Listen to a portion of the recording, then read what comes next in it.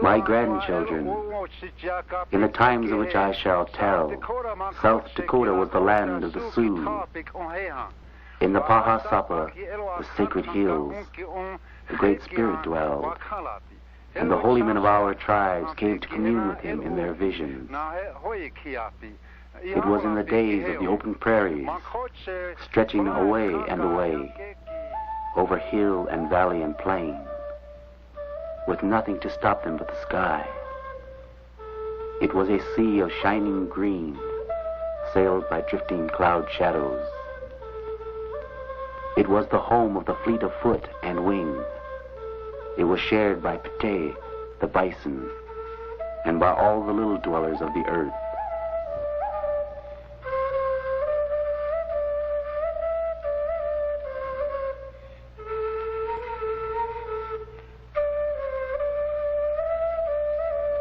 All this belonged to the Sioux. To the Sioux, the seasons were as a great circle. With the spring came new life.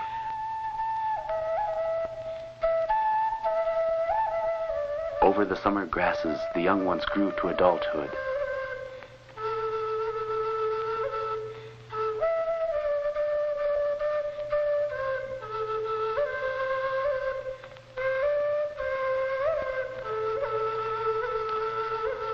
Autumn was the time of ripening, and in the winter snows, the old ones remembered their childhood. There were many great tribes of the Sioux Nation: Sisseton, Wahpeton, Yankton, Teton, Burned Thighs, Minnikawaju, Ogallala, Honkpapa. The Sioux speak of themselves as Dakotas, meaning alliance of friends.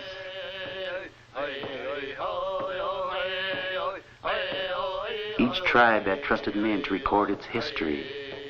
Great was their seeing medicine, and the stories they put down in truth. On a buffalo hide, carefully tanned, the story catchers painted the important things of each year. Often the Wichashawakan, holy man, would help the story catchers paint the legends. This was the winter count begun many sleeps ago. And great was the interest of the people as it was recorded.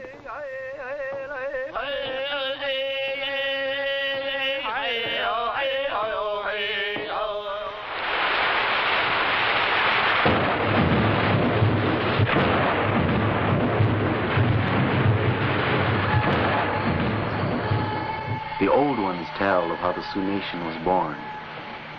Many, many winters ago, a great flood covered all the western lands. To get away from the rising waters, many tribes fled to the hills of the prairie, now called the Kato in northeastern South Dakota. In the Kato, the water rose higher and higher until it covered all our people. Their flesh and blood were turned into red pipestone. So say the old ones. But near the end, as the waters came on without stopping, there was one who was the most brave and beautiful of all her people. And still she tried to escape the waters lapping at her feet.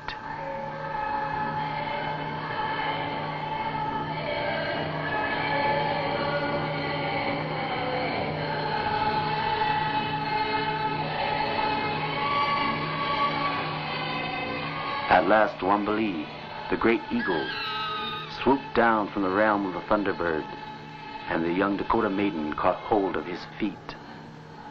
The eagle carried her away and away.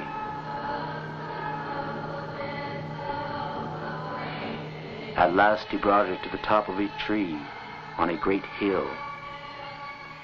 When the waters went down, the war eagle, now changed into a mighty warrior, came down from the hilltop with the maiden, leading twins. So the great Sioux Nation was born.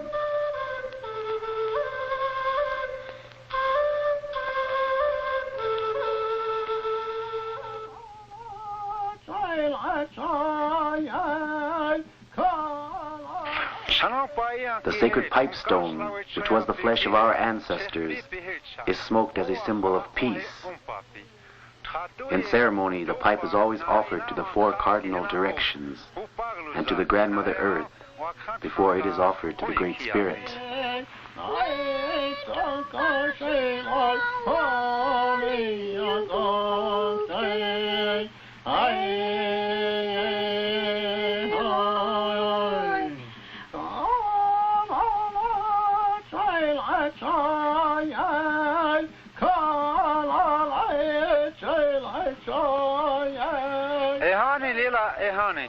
There is a story of how the pipe first came to the Sioux a very long time ago. 2 scouts looking for bison saw something a long way away, toward the place where the sun always rises.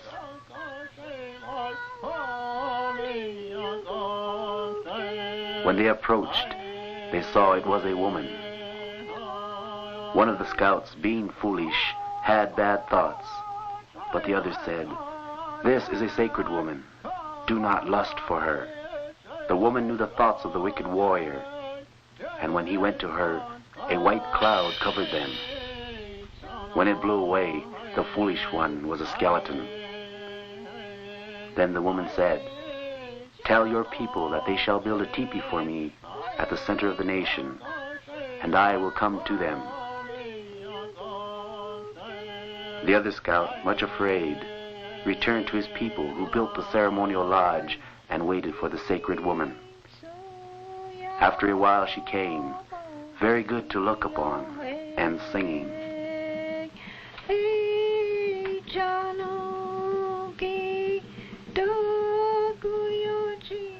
As she took the sacred pipe from her bundle, the people saw it was carved with a bison calf, to mean the earth that bears and feeds us. Below the pipe stem, eagle feathers for the sky and the moons were tied with the grass that never breaks. "Behold," she said, "with this pipe you will multiply and be a strong nation. Nothing but good shall come from the pipe. Only the hands of the good shall take care of it, and the bad shall not even see it."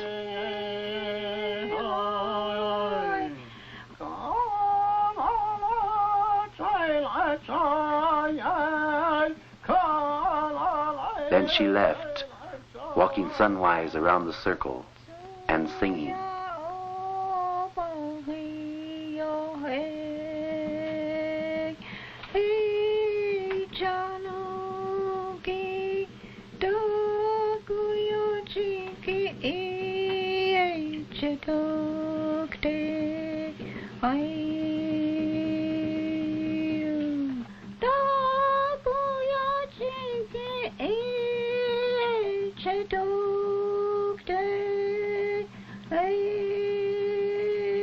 And as the people watched, suddenly she was a white buffalo, and then she was gone. High in the Kato is a great stone marked by the Thunderbird. Long before the days when Sioux moccasins passed in the buffalo grass, others came to pray here. The Thunderbird writes the mysteries of the moon and stars in the sky. His is the power to make live and to destroy. He rides on the wings of the clouds, and his voice is the thunder. Our people send a voice to him with the power of the pipe.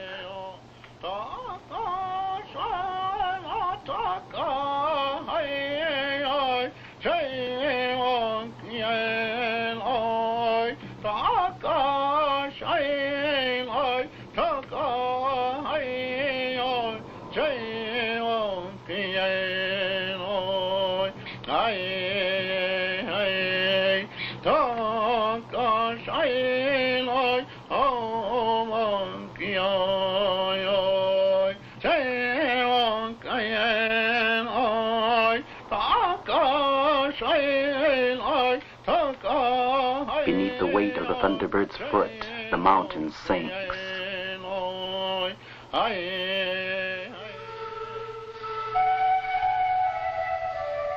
A legend still believed by the Sioux was born in Pahasapa, the beautiful Black Hills.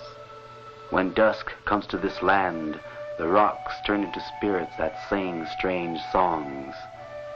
Healing waters flow from the rocks, and the people fill their buffalo horn cups and drink, and are pure again.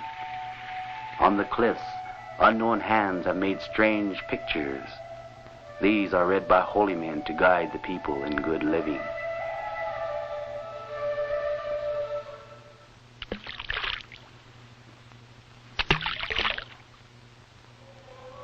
In the days of long ago, when the buffalo were many more than we could count, there lived a maiden called Menekata on the shores of Lake Campeska. Menekata was young and good to see, worth many gifts and horses. Many were the young braves who boasted of the time when they would be doing great things, stealing horses, killing buffalo, counting coup on snakes and crows to win Menekata. But the heart of Menekata belonged to a neighboring hunter, and none other pleased her.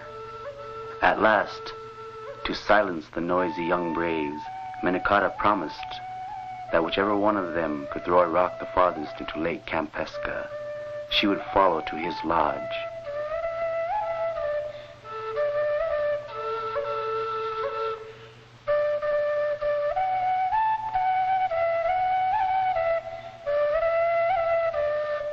Many were the rocks the eager braves hurled into the waves, but whenever one claimed that he had thrown the farthest, Menekata shook her head and covered a mischievous smile with her eagle-wing fan. The dancing waters held the secret of who had thrown the farthest. No one could judge the exact distance. So many rocks were thrown that an island grew in the lake, and still the shy maiden shook her head no.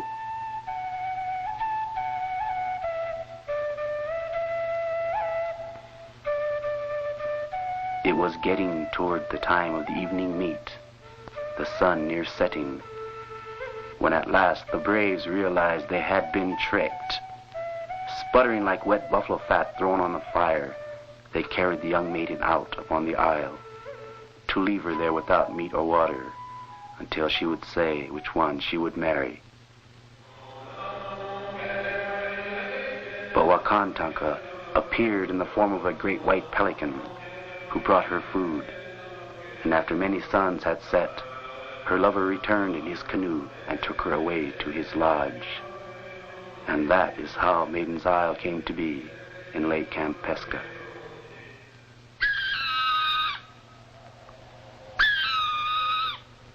Up in the Badlands at the edge of the world sits an Indian woman who is Ga'ihuni, come to very old age. She decorates a buffalo hide with porcupine quills. Her dog watches her.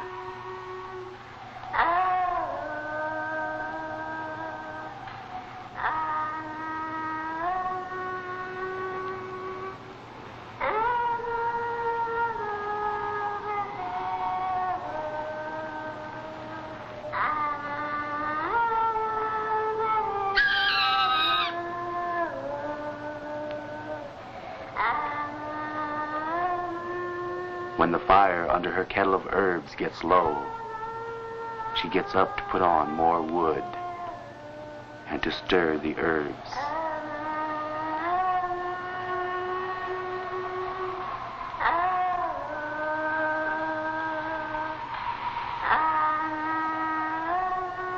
While her back is turned, the watchful dog unravels her work again.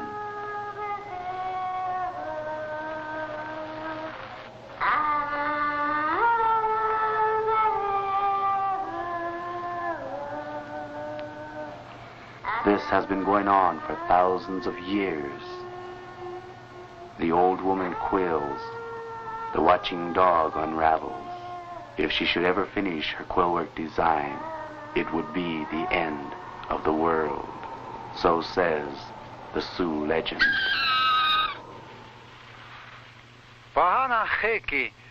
If one would but listen to the hills and bluffs, they would have many stories to tell. The story of Snake Butte near Pierre is Woyakapi, a true story. It was in the moon of falling leaves, when the dry grass was yellow on the hillsides, that the moccasins of a young Arikara scout were softened by the morning dew. The Arikara were at war with the Sioux, standing straight as a young cottonwood on his hilltop lookout. The Arikara's sharp eyes saw nothing but the yucca above the banks of Minnesota.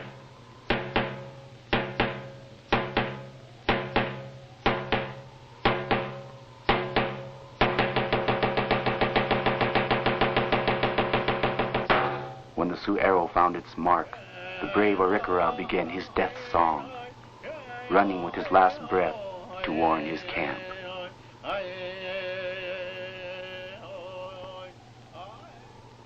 Proud were the Sioux of their enemy's courage.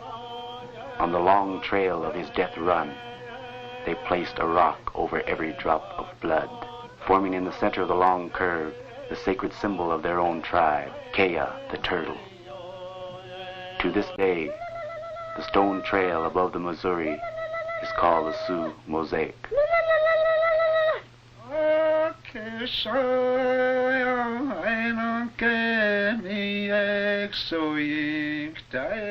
Once upon a time, a Sioux returned from a hunt, bringing with him a second wife.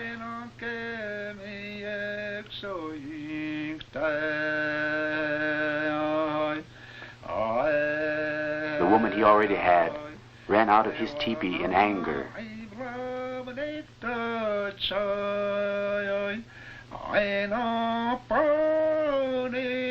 Long she walked, many suns, many sleeps.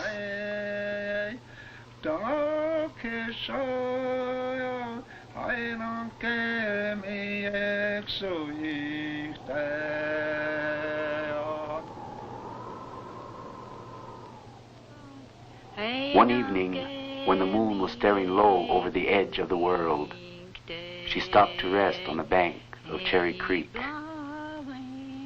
It was Lila Osni, very cold, and she was very tired.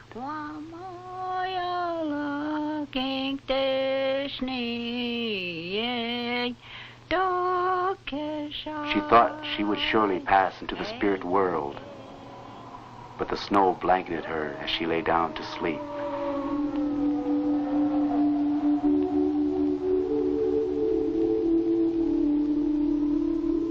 Near dawn, she was awakened by something warm and wet on her cheek. As she opened her eyes, a wolf dog was gently licking her face.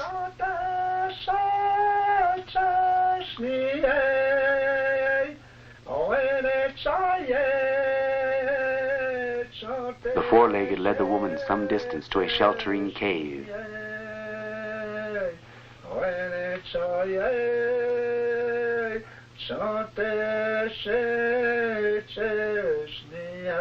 They learned to talk together.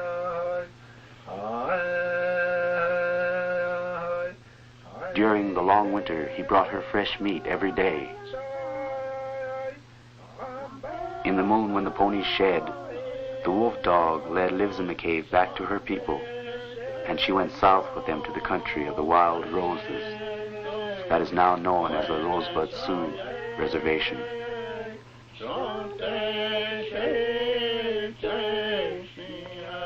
True as the tongues of our ancestors is the brave tale of the fool soldiers.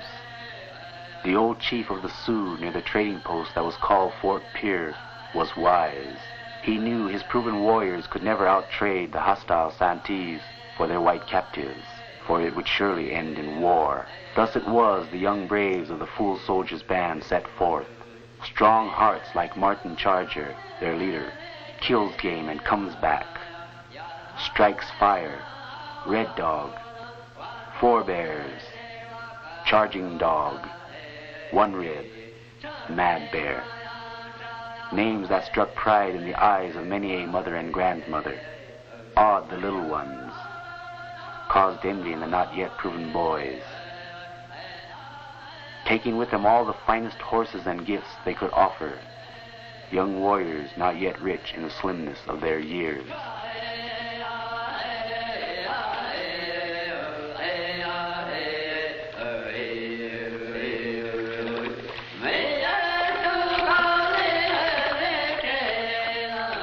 Perhaps it was Iktomi, the spider god of mischief, who caused the bad Santees to hold captive the Washichus, where they camped far away at the forks of the Grand and the Minnesota. Hard was the Santee chief, not content till all the trade goods was given, even the last fine horse of Martin Charger.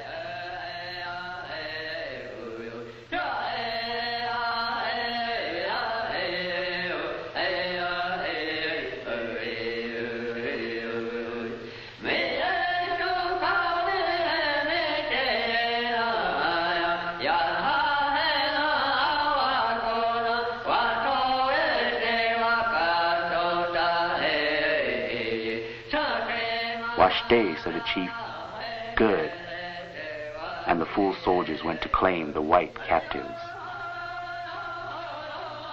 Only the oldest, thinnest mare was left to carry the Washichu with the injured foot and pull the travois of children back to Fort Pierre.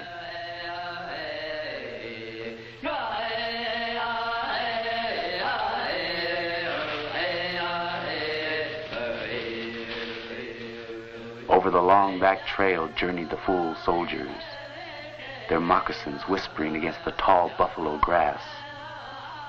But one, their leader, walked without moccasins. His moccasins had been given so that the white woman need not tread the cactus on tender feet. Tall with pride walked the great Sioux chief as the fool soldiers returned to the Fort Pierre camp. Loud would be the voices raised to call out their names in tribute, and many the campfires that would hum with the praises sung then.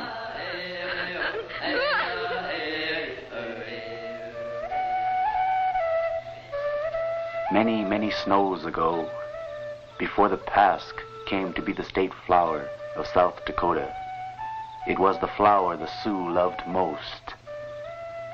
The Pasque flowers were the first sign the long sleep of winter was over, as they put out the lavender blankets from their golden throats.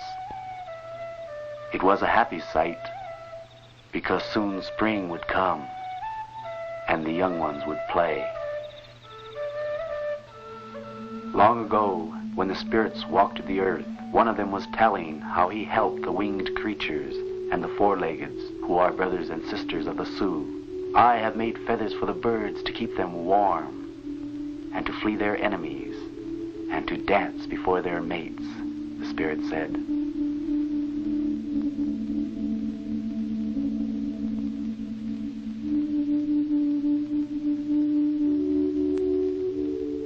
"I gave the turtle his house, the muskrat his fur coat, and the bear his strong claws and keen nose.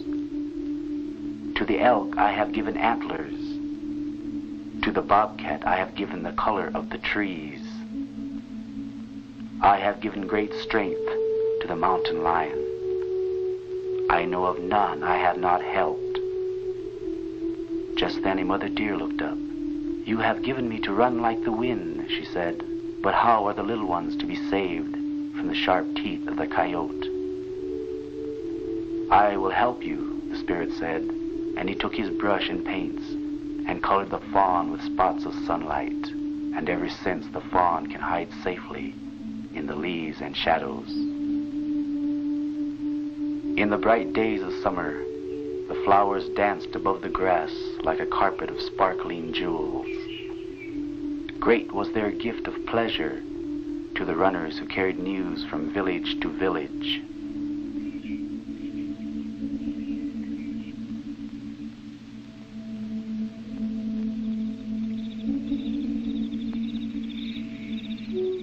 Happy were the feet of the maidens who ran among them, and joyful were the wingeds of the air dancing among their blossoms. But some of the flowers bowed in sadness. The Great Spirit was puzzled, and he listened. "Where will we go when the white giant comes from the north, and we all must die?" the flowers were saying. "We too make the earth good to look upon. Should we not go to a happy hunting ground of our own?" Wakantanka nodded his head, smiling. So now, after the rain clouds of summer, we may see the lovely flowers of last year arching across the heavens in a smiling rainbow. The legends of the Sioux are out of a past older than anyone knows. They are simple legends, born of the ways of people who have lived as brothers and sisters to all of nature's creatures. Their roots are one with the trees. They talk with the sun, the wind, and the rain. And they know the language of the birds and animals.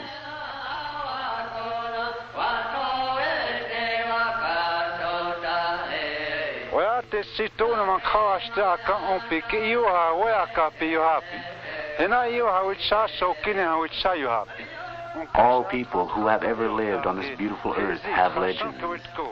All have great men. Ours are Sitting Bull, Gall, Crazy Horse, Rain in the Face, Spotted Tail, Red Cloud. When the legends die, something within the people dies. To the Sioux, our legends are something that cannot be measured in gold. No people's legends can. This is a great and beautiful country, and it will stay that way as long as people have stories to remind them to live for greatness and beauty.